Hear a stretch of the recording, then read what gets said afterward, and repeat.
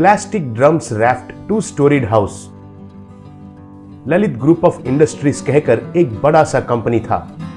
उस कंपनी का मालिक का नाम था ललित।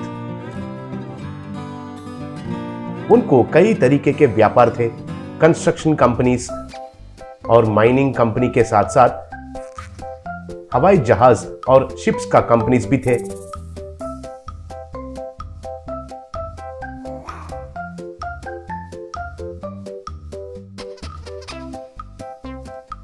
उनका बेटा का नाम था अमित। अमित बहुत चतुर था, लेकिन उसको पैसों पर इतना आस नहीं था और व्यापार पर भी इतना चाहत नहीं था। संगीत और चित्रलेखा कहे तो उसको बहुत पसंद था।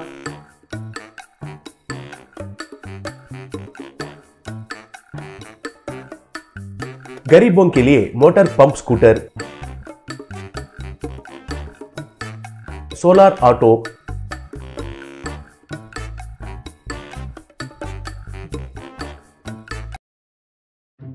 इलेक्ट्रिक बाइक्स जैसा नया चीजों को आविष्कार करता था और उनको गरीबों के लिए मुफ्त में देता था।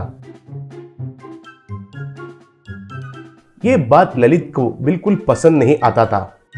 एक दिन ललित, ये क्या कर रहे हो अमित? हमारा व्यापार क्या है और तुम जो कर रहे हो ये सब क्या है? संगीत सीखना क्या है? चित्रकला करना क्या है? ये हमें खाना खिलाते हैं क्या? मुझे बताओ। मेरे बाद इस व्यापार को तुमको ही संभालना पड़ेगा ना। और तुम तो बहुत चालाक भी हो। वो सब छोड़कर ऐसे बिना काम के वालों के लिए बकवास के चीजें तैयार करके तुम तो अपने वक्त को क्यों बर्बाद कर रहे हो? पूछा तब अमित, पिताजी, संगीत और चित्रलेखा के वजह से मेरा मन शांति से रहता है। उससे ज्यादा हमें क्या चाहिए? और मैं जो आविष्कार करता हूँ उनको बनाने में मुझे तो बहुत संतुष्टि मिलता है। और जब मैं गरीब लोगों को मुफ्त में देता हूँ ना, तब उनका आंखों में खुशी देखकर मुझे तो बहुत खुशी मिलता है। पिताजी, आपको ये सब समझ में नहीं आएगा। मैं आपका रिटायरमेंट के दिन चार्ज लेता हूँ। हमारे कंपनी को कैसे चलाना है मुझे आइडिया है पिताजी। आप मेरे बारे में चिंता मत कीजिए। ऐसा कहता था। एक बार कंपनी का बोर्ड मीटिंग हुआ था। उसमें ललित का सब पार्टनर्स मिलकर उसको धोखा दिए। वे सब एक होकर ललित को उस कंपनी का ऑनर जैसे रहने के लिए अनुचित है कहकर तय किए। ये सुनकर ललित हैरान रह गया। घर आकर ये बात उसका पत्नी और अमित से कहकर बहुत दुखी होने लगा। ये सब वे लोग मेरे ऊपर किया गया षड्यंत्र है। कंपनी पर मेरा सारा अधिकार चला गया है। हम कल से इस घर में भी नहीं रह सकते हैं कहकर नोटिस भी दिए। हमारा घर, कार और पूरा संपत्ति उनके अधिकार में चले जाते हैं। सच कहना है तो हम सब कुछ खोकर सड़क पर आ गए हैं, कहा। तब अमित, ये तो बहुत नाइंसाफी है ना पिताजी।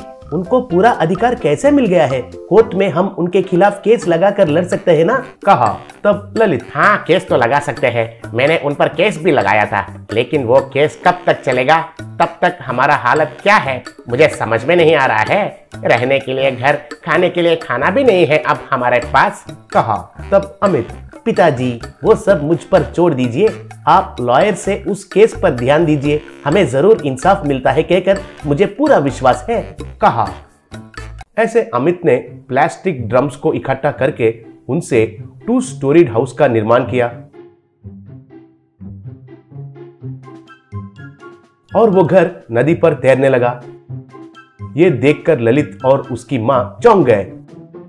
तब से वे लोग उस घर में रहने लगे। अमित उस घर में ही कुछ ऑर्गेनिक तरीके से सब्जियां उगाकर और नदी में ड्रोन की मदद से मछलियों को पकड़ने लगा।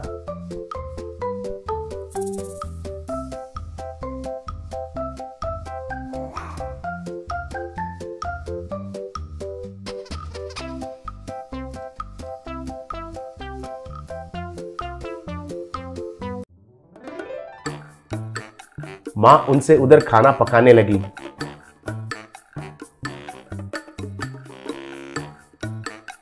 वे सब उधर ही खाकर उधर ही सोने लगे।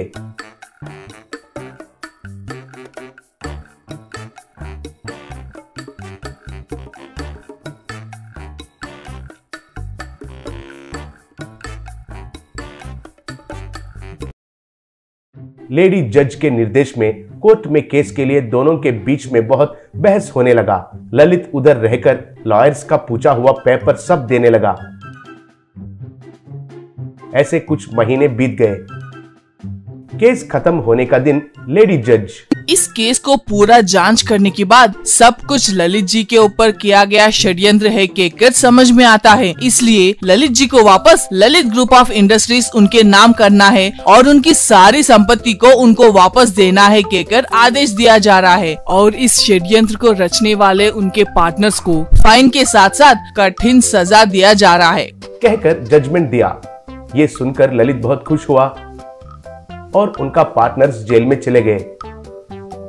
नदी के घर में ललित उनका बीवी और अमित को स्वीट्स देते हुए वे जीत गए हैं कहकर कहा। तब ललित, बेटा, अब तक तुम जो कर रहे थे वे सब बकवास है कहकर समझा था, लेकिन तुम्हारा चतुराई से बनाया गया ये ड्रम बोट हाउस नहीं रहता था तो हमारा हालत क्या होता था। तुम्हें नजरअंदाज करने के लिए मुझे माफ करो बेटा, कहा। तब अमित पिता का चरणों को प्रणाम करके, मुझे आपको माफ करना क्या है पिताजी, आपके जगह में कौन सा भी पिता रहता है वैसे ही कहते हैं, बच्चे बिगड़ जाएंगे कहकर डर के वजह से, ये तो मामूली बात है पिताजी, मैं कल से कंपनी में आकर आपका मदद करता हूँ पिताजी, कहा।